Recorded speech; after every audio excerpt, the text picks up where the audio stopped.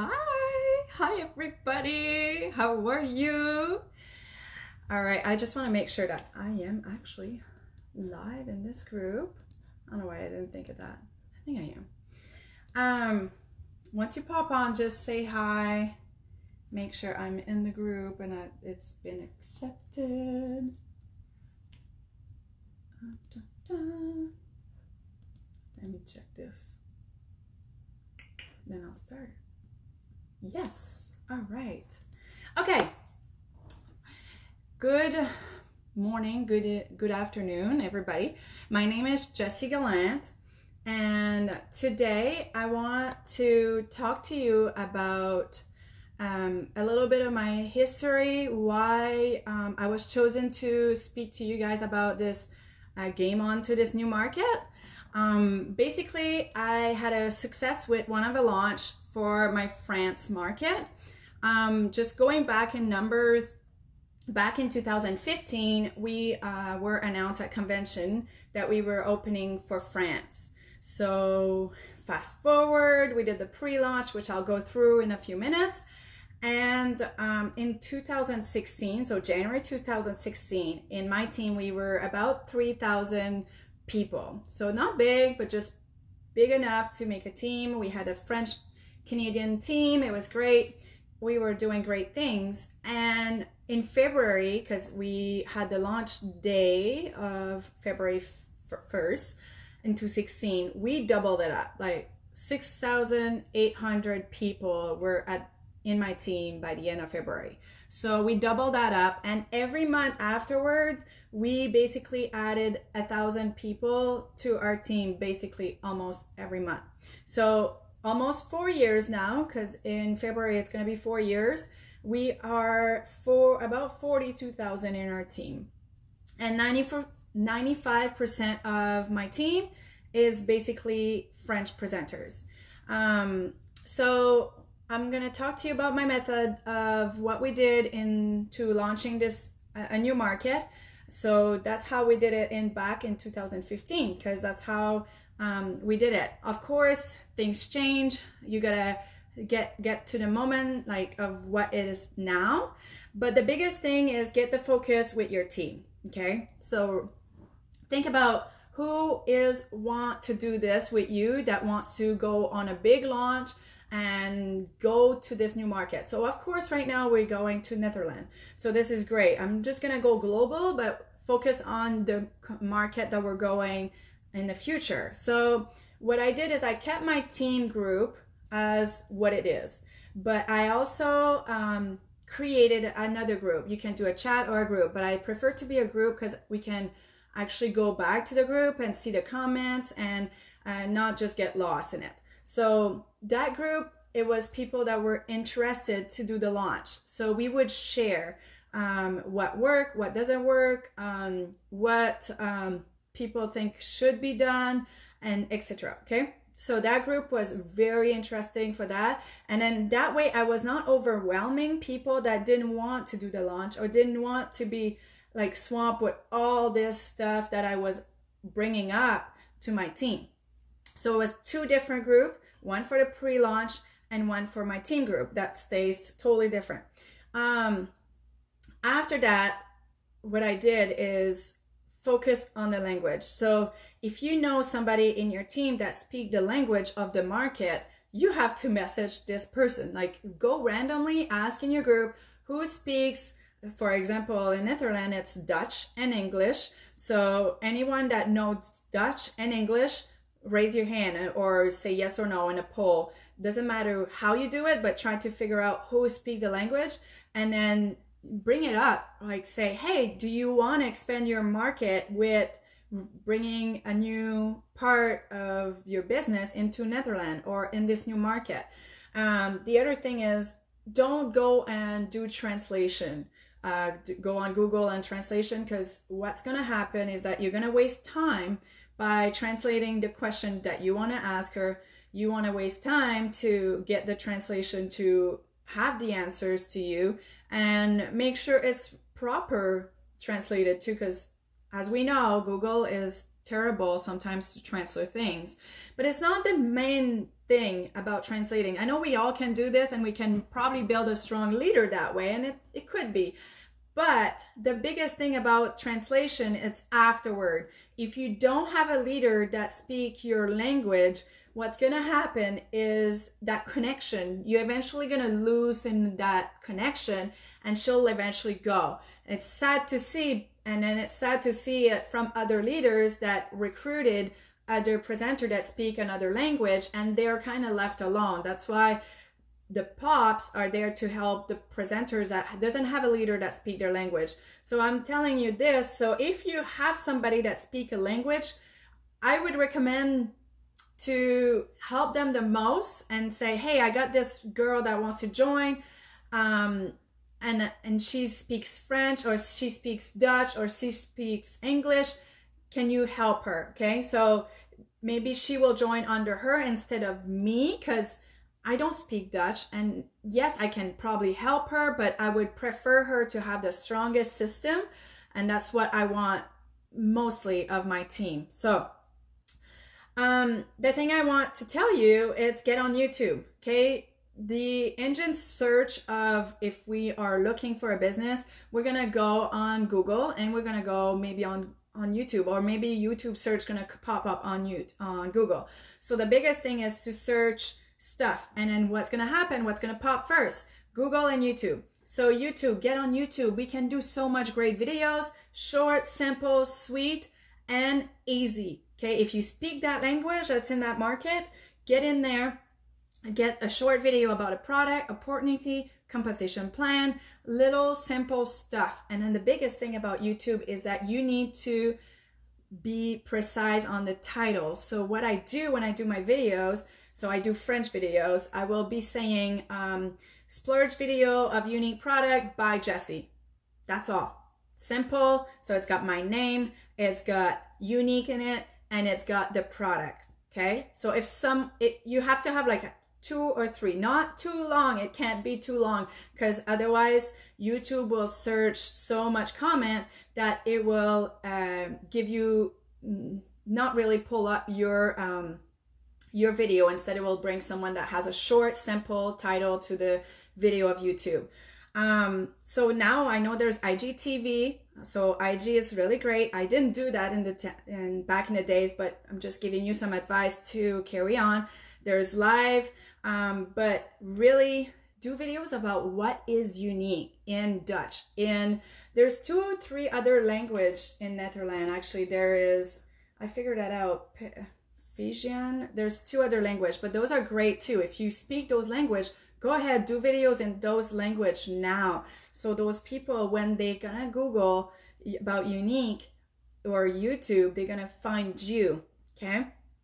And the biggest thing in those videos and about those posts that you're gonna make, stay you. Don't try to be someone else, or try to be perfect, or trying to be not you, okay? Because I realize that sometimes we do compare ourselves as women, and it's really hard, but the person will eventually connect with you because you are special. We all are special in our own way. So be you. So get with the time zone. That's the biggest thing. That was a big challenge for me. So when it was 12 o'clock, so midnight there, was 7 o'clock in the morning here. So I would only go to bed, I would wake up around 3 and 4 o'clock because I want to be awake and available for them right away. 7 o'clock in the morning for them, it was 12 o'clock. So midnight for me. So I was not going to bed until 2 or 3 o'clock in the morning because I wanted to be available. I would choose to sleep after. And yes, those are big sacrifice that I did that worked for my business. It is a sacrifice that you don't know if it's going to be worth it or not, but in my case, it was worth it. And I believe that if you're working your business the proper way with the connection, you can build a team anywhere that speaks your language. Don't forget that.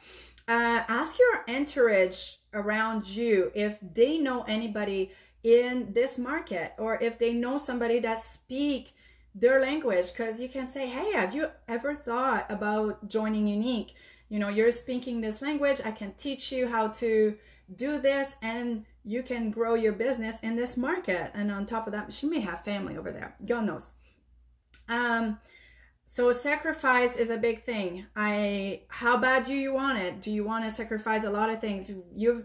If you're in this group, you've done a lot of sacrifice, but if you want to bring it up to the next level, you can make more sacrifice. And one thing I did the most was I cut TV. I cut a lot of my lifestyle life. I cut basically like spending time with my kids. But that biggest sacrifice helped me having more time with my kids. It was 9 months, because we had a 9 months pre-launch, basically 8, but like I did the launch after. So it's really important that you decide, and you're telling your family, your husband, like your partner, make sure they are aware that you're going for a pre-launch, and it's going to be intense, and it's going to be a lot of demanding time.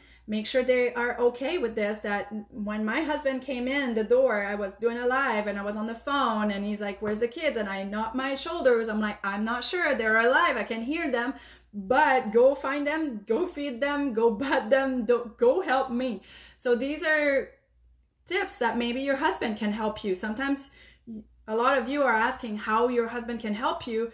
These are great tips, especially right now for your pre-launch. Go into groups. Like, I know we say don't go spam, don't go warm, like, you know, slow down. I totally agree with that you should not go in group and post and post and post. But in the same time, what still works for them is still seeing the constant post that has a perseverant person that posts regularly, and just not over post on someone else. Like, respect that group. And if you see there's too much unique presenter in that group, go find a group that has nobody. Netherlands is big enough that you can find small cities that has small groups. You can find hairdresser, nail tech, makeup artists. Go connect with these people in those groups, and then get the friendship going, get the connection, because it doesn't mean that we have to do it all in 2 months. What you're building in the next couple of months and few months with these connections will eventually bring it up to you. So continue to work your business on the sideline. Your team group, you still got to work that. That's the biggest mistake I've seen from some of my team, is that they do the pre-launch and then they let go everything that they're doing right now. And that's the biggest mistake you can do, because you don't even know if the pre-launch is going to be a good or not. I remember doing a training in for Lauren Pipak, and she's like, you gotta speak. And I'm like, okay, well, the launch hasn't happened, and I don't even know if it's gonna be successful or not, so I don't know if it's gonna be great. But in the end, it worked out, because it was okay. So be aware that it could be a flop and it could be a win, but it's worth the try, and it's worth the time, it's worth the investment. Because my first launch was UK, and I didn't get anybody. Okay, anybody. I had over 25 people in connection, and I had nobody. But guess what? That built me for me to know what to do for the next launch. So doesn't matter. These are great experience for your business. One thing I want to tell you about is that Eric Worre says that you should wait till someone else do the road for you. And so, like, he does this drawing that, you know, I'm trying to stay on time here. I'm sorry. As Tori's watching, I'm getting nervous. He says, like, on the jungle road, because when we go into this target, the new market, there's nothing done for us. There is nothing. So it's like we're going in the jungle, we're cutting things, and then we're like, some people are losing an arm, some people are losing feet. And as he goes deep into it, he says, like, you know, people are dying. And I thought that was drastic, but it's true. There's a lot of people that, like, are trying to go in there, and then they are like, no, that's not for me. So and they leave. And as far as the launch goes, and there's some people in the second road, because after that jungle road is patted down, it becomes a dirt road. So it's rough. And then there's people that will go in the dirt road. It's annoying, it's bumpy, but they still do it. And there's people that will wait at the end when the highway is paved and all done. And I gotta tell you this example because I really thought it was fascinating, because the thing is, with the jungle, this person was paid $100 to do the road in the jungle, compared to the person that did the dirt road was paid $10 to do the dirt road. And the person that did the road was already, the paved road, the highway, the road was already done for them. So the pathway was already done. Everything was cleared. So he only had $1 from that pathway. But the thing is, on the highway, what happened is there's toll roads, and those toll roads, they're getting fee. And then those fees, they're paying the people that build the road, that build the jungle, that did the jungle. And the jungle, the person that built the jungle usually has the name on the highway. So it's just a very interesting analogy of who is going in first. If you're a person that don't want to go in the jungle and get paid a lot, maybe you should wait. But it's whatever you want to sacrifice for your business. So I had pictures, but it's okay. I don't want to move the phone. So the other thing I want to tell you is don't rely on your sponsor to work your team when you're going to do this. And I talk by experience because I had an English team and I had a French team, and I have nothing against my sponsor. I just want to say it out loud because sometimes we make those mistakes, and I don't want you to make that mistake. So your team join you because they want to be with you, they want to be led by you. So don't let go that team. Doesn't matter how many team you have that speak another language. I'm gonna be honest with you, I lost most of my English team because I focus on my French team. And so don't rely on your sponsor to work on with your other team, because something drastic can happen and it's your fault. It's not your sponsor's fault. So in your group, so now we're talking about prospecting. You create a group for your prospect. So you have a group for your team and prospecting, but you want to create a group for you and your prospect that wants to join you. And in that group, since it's really close to launch for Netherlands, like, you can share a lot of things. Start with the product, start with building communication, go live in this group, try to connect with these people, try to have a conversation with them every day. The one that really want to build a business, you should be on the phone with them. You should be building relationship, and even stronger relationship, okay? And then in that group, do a post at least every day from now till Netherlands launch. And if an example of this market launch is further down the road, just space your training. Just space your training. So the first you're doing the product training, eventually you'll get to the deeper, interesting deep business content, and then you can go and build, compensation plan, like go to a certain level so they understand, but they understand that there's more to it if they work harder, and that there is a $10,000 check. You want to make sure that they know there's a carrot at the end of this, and then they can get it. So make some games, make some interesting things for them to know that your training is the bomb, and they are not gonna go somewhere else. Because that's the thing, I'm not gonna lie to you, pre-launch or doing a launch is really, really hard in the same times, because you're building this relationship, and this girl's like, well, I want to see who else can do this. So when you're launching a business and what's network marketing, you can kind of work around other people, and that can happen to you. So get a strong personality to begin, that that even if you have a strong relationship with this girl, she can leave at any time. And I'm doing this to serve you, because it can hurt. It can hurt because we build relationship for so long sometimes, that when you see that she is actually signing up with someone else, it happens. Okay, so just be aware of that. So keep building that relationship, and it will all be good. Although it can happen. The first two keys that I want to talk to you about is constance and perseverance. Those are the two biggest thing that you need to have to build a big team. And especially when you're doing these trainings, because those trainings needs to be constant. Like, you need to be constant in your team, and you need to be constant in your team group that wants to build in that new market. and you need to be constant in your team, your personal prospective group. So there's a lot of work involved in pre-launch, and it's not for everybody. So if pre-launch is not for you, fine, you can still continue to rock your 20 and 30, but pre-launch and launching a new market is definitely an open door to build a strong team. And it's not done once the launch is happening. You definitely have to restart your launch, because some people in your team may have had a different training and it's not totally the right way. So you have to start all over and doing the proper launch and train these girls to do their fast start and etc. So I'm out of my time. I hope this was plenty. I could talk about this subject for hours. If you have any questions, please do not hesitate to message me. I didn't see any comments, so I figured there was none.